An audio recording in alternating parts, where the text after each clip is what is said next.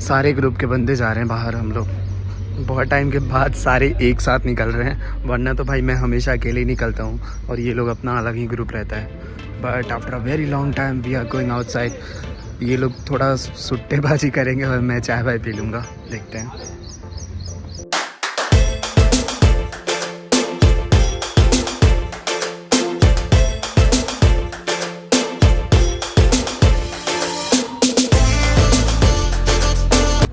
Good morning everyone, how you all, welcome back to the channel. और आज का video थोड़ा सा अलग होने वाला है क्योंकि इस टाइप के वीडियोस मैं बनाता कम हूँ, बट मैंने सोचा इस टॉपिक पे वीडियो बनाना चाहिए क्योंकि आजकल ना बहुत ही ज़्यादा ट्रेंडिंग टॉपिक चल रहा है। आजकल लोगों को भी पता है कि आजकल क्या सीन चल रहा है। जो नोएडा सेक्टर 62 में सबने गाड़ियाँ जला दी या फिर प्रोटेस्ट कर रहे थे, उसी पे बात करते हैं आज। उससे पहले बात करेंगे कि ये जो प्रोटेस्ट हो रहा है ये एक्चुअली में हो क्यों रहा है और ये स्टार्ट कहाँ से हो रहा है।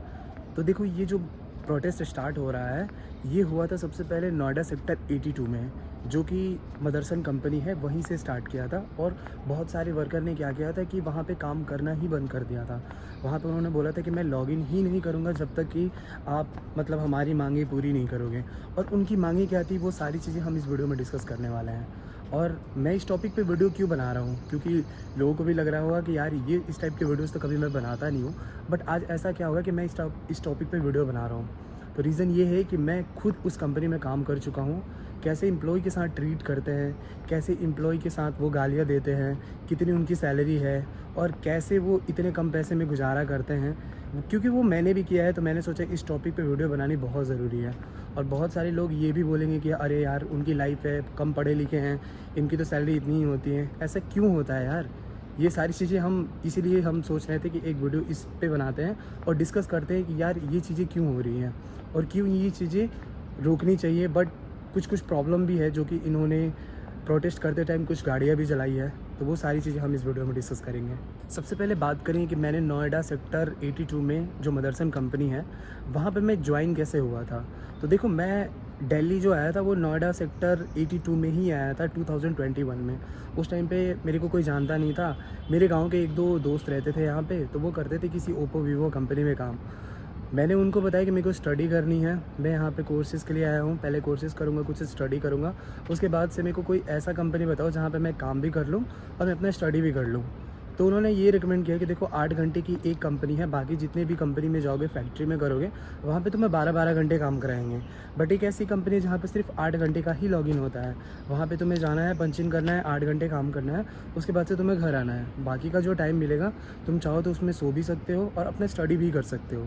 तो उन्होंने मदरसन ही रिकमेंड किया था मेरे को। तो जब मैंने मदरसन कंपनी ज्वाइन किया था 2021 में, उस टाइम पे जो मेरी सैलरी थी वहाँ पे 9100 थी और जो खाने के कटते थे वो 600 रुपये कटते थे। यानी टोटल इन हैंड सैलरी जो मेरी आती थी वो 8500 आती थी। और बाकी ओटी वगैरह भी रहते थे। ओटी वगैरह ऐसा सीन था कि अगर आपने 8 घंटे तक काम किया, 6 से 2 का उनका लॉगिन रहता था। लॉगिन क्या ही बोलूँ मैं, अगर बोला जाए तो 8 घंटे तक आपको काम करना होता था, जिसमें उसमें 45 मिनट का ब्रेक होता था। तो सीन ये था कि 6 से 2 अगर आप लॉगिन कर रहे हो वहाँ पे, तो उसमें से आपका क्या सीन होगा कि अगर आपको ओटी करना है तो डायरेक्ट 8 घंटे का ही ओटी होगा। यानी अगर 8 घंटे काम कर रहे हो ना, तो अगर ओटी होता है तो 16 घंटे का काम होगा। जैसे एक दिन की सैलरी अगर आपकी बनती है 400 रुपये ना, या फिर एक दिन की अगर सैलरी देखा जाए तो अगर 250-300 रुपये बन रही है, तो तुम्हारी जो सैलरी मिलेगी वो एक दिन के 600 रुपये या 800 रुपये ऐसे ही मिलती थी। तो समझ जाओ कि इतना बुरा हाल था ओटी का। मतलब किसी कंपनी में जा रहे हो, ओटी कर रहे हो, 1 घंटे 2 घंटे एक्स्ट्रा काम करने के, तो ज़्यादा पैसे मिलते हैं। मतलब 70 रुपये पर घंटे मिलते हैं, 80 रुपये पर घंटे मिलते हैं। बट वहाँ का हिसाब यार इतना बुरा था कि मैं बता नहीं सकता तुम्हें। नाउ लेट्स टॉक अबाउट कि वहाँ पे काम क्या होता है। वहाँ पे काम होता है तुम्हारा हार्नेस बनाने का। जो भी कंपनी ऑटो या फिर कार की जो हार्नेस होती है, जो वायर होती है, उन वायर को बनाना होता है हमारा काम। तो समझ जाओ कि काम इतना ज़्यादा बेकार था कि लोग खड़े होके काम करते थे। कुछ ऐसे प्रोसेस थे जहाँ पे बैठ के काम किया जाता था। बट प्रॉब्लम ये था कि वहाँ पे इतनी गर्मी लगती थी। वहाँ पे भाई बिल्कुल एसी नहीं, पंखा भी ऐसे जगह पे लगा था जो सिर्फ एक लंबा सा लाइन रहता था। उस लंबे लाइन में सिर्फ 2 पंखे लगे रहते थे, एक उस कोने पे और एक इस कोने पे। बीच वाला कहाँ जाएगा भाई, उसको तो गर्मी लगेगी ही। सोचो इतनी गर्मी लग रही है, इतनी मशीन चल रही है, उसमें गर्मी में इंसान काम कैसे करेगा। मैंने वहाँ पे ऑलमोस्ट 5 महीने गुजारे हैं। सोचो कि 5 महीने मैंने कैसे काटे थे वहाँ पे। इतना ज़्यादा गुस्सा करते थे अगर कोई काम करता था, और अगर वो गलती हो जाता तो भाई फ्लोर पे इतनी ज़ोर से चिल्लाते थे, तेरे को समझ में नहीं आ रहा है, तेरे को काम करने नहीं आ रहा है, कितना दिन हो गया तेरे को काम किए हुए। मतलब आई फेल्ट लाइक कि भाई क्या कर रहा हूँ यार, मैं सिर्फ 8,000 की सैलरी के लिए ये मेरे को ऐसे ट्रीट कर रहा है। मतलब कभी कभी मेरे को गुस्सा भी आता था कि मैं क्या कर रहा हूँ। बट फिर मैंने सोचा कि चलो यार एक्सपीरियंस लेने आया हूँ दिल्ली में, थोड़ा बहुत ऐसा होगा ही, क्योंकि मेरी फैमिली ऐसे आज तक कभी डांटी नहीं मेरे को। मैं इतना घर का प्यारा लड़का कि मेरे को कोई फैमिली बोलती ही नहीं थी। I was the one of the student जो कि मैं घर पे पूरा टाइम पढ़ाई करता था, पूरा टाइम लैपटॉप मोबाइल यही सब मेरा काम रहता था। उसके अलावा भाई कोई फैमिली मेरे को बोलती ही नहीं थी। घर वाले खुद बोलते थे कि भाई तू छोड़ दे, कितना पढ़ाई करेगा, रहने दे, थोड़ा घूम के आ, थोड़ा दोस्तों से मिल के आ, ये सारी चीज़ें होती थी। और अचानक से जब तुम्हें ना कोई प्रेशर मिलता है किसी काम को लेके कि तुम ये काम करो, वो काम करो, तुम्हें ये काम करना है, टेप सटवाते थे भाई। बड़े बड़े जो बोर्ड होते हैं ना, जो कम से कम 100 केजी के, 150 केजी के, वैसे वैसे बोर्ड उठवाते थे भाई 5 बंदों से, 6 बंदों से मिल मिल के। और वो भी सिर्फ 1-2 नहीं भाई, पूरे 8 घंटे तक तुम्हें बॉडी उठाना है यहाँ से लेके वहाँ तक। और गर्मी इतनी लगती थी भाई, इतनी गर्मी। सोच लो कि दिल्ली की गर्मी इतनी ज़्यादा होती है जब तुम बाहर घूमते हो। सोचो जब कंपनी में, इतनी सारी कंपनी में तुम्हारा फैक्ट्री जो कि मशीनें चल रही है, तो वहाँ पे गर्मी कितनी लगती होगी। और उस गर्मी में मैं काम करता था भाई। लिटरली आई फेल्ट लाइक कि सो बैड, कितना ज़्यादा ट्रीट करते हैं वहाँ पे ऐसे बुरे, मतलब एम्प्लॉय के साथ। तो अब तुम खुद ही सोचो कि इतना ज़्यादा काम करने के बाद भी अगर तुम्हारी सैलरी सिर्फ 8,000 या फिर 9,000 अगर सैलरी मिलती है। अब तो फ़िलहाल में उन्होंने 10,000 कर दिया है, बट 10,000 में सर्वाइव करना दिल्ली में क्या तुम्हें लगता है कि आसान है? इतना ज़्यादा मुश्किल काम होता है 10,000 रुपये में सर्वाइव करना दिल्ली में। तुम्हारा रूम रेंट ही भाई 5,000 के करीब में मिलेगा अगर तुम फैमिली वाले रेंट पे रह रहे हो। अगर तुम अकेले रह रहे हो ना, तो तुम्हारा सैलरी का कम से कम 3 या 4,000 रुपये, वो भी ऐसे जगह पे जहाँ पे भाई पूरा गांव, जहाँ पे इतनी गंदी जगह होगी ना, जहाँ पे तुम सर्वाइव करना तो छोड़ो, तुम सो नहीं पाओगे, ऐसी बुरी जगह पे तुम्हें रहना पड़ेगा। तब तुम्हें 3-4 हज़ार रुपये में रूम मिलने का थोड़े से चांसेस हैं। अब बात करें कि उन्होंने प्रोटेस्ट क्यों किया। रीज़न बस यही था कि सर्वाइव करना बहुत मुश्किल होता था, सेव नहीं कर पाते थे। अगर उनके बच्चे कभी बीमार पड़ जाए, या फिर एजुकेशन देखो ना यार, इतना महंगा एजुकेशन हो रखा है। गवर्नमेंट स्कूल जो कि इतने अच्छे गवर्नमेंट स्कूल थे, अब भाई बीजेपी आने की वजह से वो भी ख़राब हो रखी है दिल्ली नोएडा में। तुम खुद सोचो कि यार इतने बुरे हालत है गवर्नमेंट स्कूल के कि इंसान गवर्नमेंट स्कूल में कोई बच्चा अपना भेजना ही नहीं चाहता। क्यों नहीं भेजता? वो सोचता है कि यार मैंने पढ़ाई लिखाई नहीं की है, मैंने इतनी बुरी हालत में पढ़ाई की है, मेरे को यार सच्ची बताऊँ तो उस टाइम पे भी बुरा ही हाल था गवर्नमेंट स्कूल का। जब पहले की बात अगर किया जाए तो अभी भी गवर्नमेंट स्कूल का बुरा ही हाल है।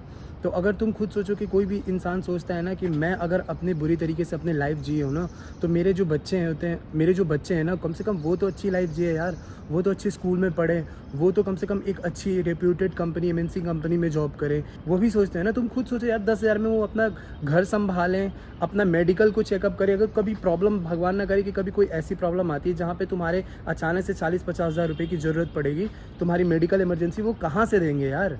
ये भी तो सोचो ना। तो ये सिनेरियो होता ही है। तो इंसान कभी ना कभी ना, कब तक इंसान बर्दाश्त करेगा? कभी ना कभी तो प्रोटेस्ट करना ही था, इसलिए उन्होंने प्रोटेस्ट किया। एट दी एंड मेरा पॉइंट ऑफ व्यू यही है कि अगर गवर्नमेंट कोई ऐसा स्कीम निकाल के आती है जिसमें 15,000 या 20,000 की सैलरी, इससे कम किसी की सैलरी ही ना हो, तो फिर सबसे बेस्ट मतलब नियम हो सकता है अगर देखा जाए तो। बट गवर्नमेंट के अपने रूल होते हैं, वो अपने अकॉर्डिंग रूल निकालते हैं। तो हमारे बारे में हम क्या ही कुछ बोल सकते हैं इसके बारे में। बट ये रियलिटी है कि अगर कोई बंदा 10,000 12,000 पे काम कर रहा है ना भाई, सबसे बुरी हालत है। वही इतनी बुरी हालत में जीता है ना कि बताओ मत भाई। चलो ठीक है, मान लो वो अनएजुकेटेड है, चलो मान लो कि उसने ऐसा काम, मतलब उसने ऐसी पढ़ाई नहीं की जिसमें कि उसको उतनी अच्छी सैलरी मिले। बट एटलीस्ट ऐसी तो लाइफ मिलनी चाहिए जिसमें इंसान वो अपना घर चला पाए, अपने बच्चों को एटलीस्ट पढ़ा पाए, इतना तो चाहिए। चलो ठीक है, पैसे सेव ना कर पाए, चलो ठीक है कि पैसे ना बचा पाए, किसी को घर पे ना भेज पाए, ठीक है, अपनी लाइफस्टाइल अच्छा नहीं जी पाए, बट एटलीस्ट रूम रेंट भरने के लिए, खाने पीने के लिए, अपने बच्चों को पढ़ाने के लिए, अपनी मेडिकल इमरजेंसी को थोड़ा बहुत देखने के लिए, यही सब तो लाइफ इंसान मांगता है यार अपनी लाइफस्टाइल में। और क्या मांगता है? ठीक है, अगर अच्छे पोजीशन पे अगर जाना है तो उसके लिए पढ़ाई करनी पड़ती है ना, कंपनी में जॉब, अच्छी कंपनी में जॉब ढूंढना पड़ता है। बट अगर अनएजुकेटेड है वो कहाँ जाए यार? उनके लिए तो गवर्नमेंट को करना चाहिए। बट गवर्नमेंट का क्या करती है? हम आपको गाय भैंस देंगे, हम आपको 5 किलो राशन देंगे, हमारी सरकार बना दो, ये कर दो, वो कर दो। अरे तुम्हारी लाइफ यही है क्या? और हम अनएजुकेटेड लोग क्या करते हैं, यही सब के चक्कर में, यही लालच के चक्कर में हम गवर्नमेंट को वोट दे देते हैं, गवर्नमेंट से कभी सवाल नहीं करते और गवर्नमेंट हमारे साथ खेलती है। सो बस यही छोटा सा एक वीडियो था, मैंने सोचा कि इस पे वीडियो बनानी चाहिए क्योंकि मैंने काम कर रखा है उस कंपनी में। इतनी बुरी हालत होती है वहाँ पे काम करने में, इतने चिल्लाते हैं वहाँ पे, गालियाँ तक देते हैं भाई। ट्रीट ट्रीट जो करते हैं ना, बहुत गंदा हालत करते हैं। वहाँ पे 2 कंपनियाँ हैं जो कि 12-12 घंटे काम करवाती है। एक कंपनी जो है जो कि सिलाई मशीन की कंपनी होती है, जो कि पूरा टाइम सिलाई करवाती है। एक वो स्पोर्ट्स लाइन की कंपनी होती है और एक मदरसन। इन दोनों में भाई इतना गंदा हाल है ना, इतना गंदा उन्होंने मतलब एम्प्लॉय के साथ ट्रीट करते हैं कि पूछो मत। और सैलरी भाई 12 घंटे का 12,000 रुपये। डू यू रियली थिंक कि इतना सर्वाइव करना, इतना मेहनत के बाद इतनी कम सैलरी में, तुम्हें लगता है कि इतना आसान है? बिल्कुल भी नहीं है। इसलिए ये प्रोटेस्ट होना ज़रूरी था। बट हाँ, गाड़ियाँ वगैरह कुछ मत जलाओ। प्राइवेट कंपनी अगर में तुम जॉब कर रहे हो तो प्राइवेट कंपनी के खिलाफ़ करो ना, ठीक है? गवर्नमेंट के खिलाफ़ मत करो, रोड पे मत आओ, ठीक है? तुम्हें अगर प्रोटेस्ट करना है तो तुम कंपनी को रोक दो, काम करना बंद कर दो। ये सबसे बेस्ट ऑप्शन है। गाड़ी वाड़ी मत जलाओ, रोड मत जाम करो, बस यही एक ऑप्शन है, ठीक है? ऐसे तुम करोगे तो तुम्हारा गवर्नमेंट भी सपोर्ट करेगी, वरना तुम गाड़ी वगैरह जलाओगे तो तुम्हारी गवर्नमेंट भी सपोर्ट नहीं करेगी। सो आई होप कि थोड़ी सी अलग वीडियो है, बट अगर वीडियो अच्छी लगी तो लाइक करना, बहुत ज़्यादा अच्छी लगी तो सब्सक्राइब करना। मिलते हैं नेक्स्ट वीडियो में। Okay, bye bye.